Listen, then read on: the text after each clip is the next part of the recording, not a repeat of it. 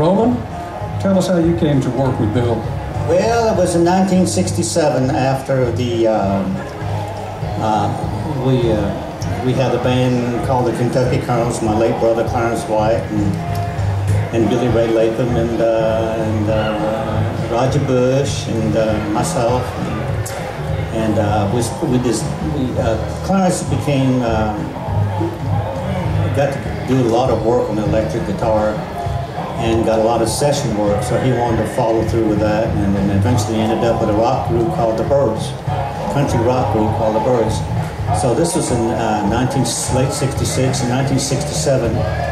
I got a few guys together to have a band, the new Kentucky Colonels, but nobody could travel. So Bill Monroe came to town in May of 1967, and he got there from Texas. He flew there with Byron Berline, his new fiddler, and he didn't have a band. They stayed with the bus in Texas to get it worked on. They looked just like that one over there, the Bluegrass Breakdown.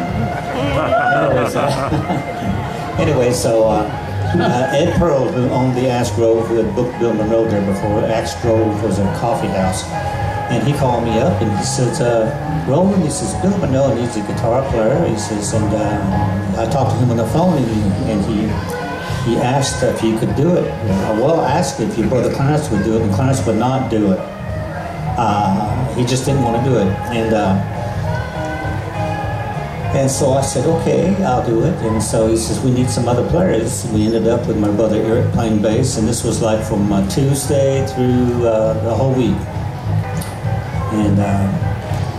And so my brother Eric played bass, and then Doug Dillon was on the banjo, and myself, and Byron Berline and Bill. And so we played on through Thursday. The band arrived there Thursday afternoon, so they, so they came back to the band. So the band was there with James Monroe on the bass and Lamar Guerrero on the banjo, Byron Berline on the fiddle, Bill, and Ranger Doug Green was playing the guitar. But he was just filling in for that trip because he's going back to the University of Michigan. So Lamar told me, he says, you know, what are you doing out here? I says, well, I'm playing electric bass in a dance band. He says, oh, you need to come to Nashville. I said, oh, really? He says, yeah, Bill's going to need a guitar player when he gets there, you know. So I talked to Bill about it on a Friday night after the show. I said, you know, I hear you're going to need a guitar player. I said, you know, you've heard what I can do, and I could get better if I was in the Bluegrass band as a guitar player.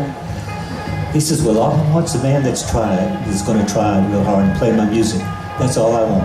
I don't want to hear any hot licks and anything like that. I just want to hear a good rhythm guitar player. And he says, I could probably use you. I says, well, I'm okay with that. I'd like to do it.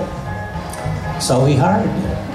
So I came, it was May 15th, maybe May the 12th of 1967.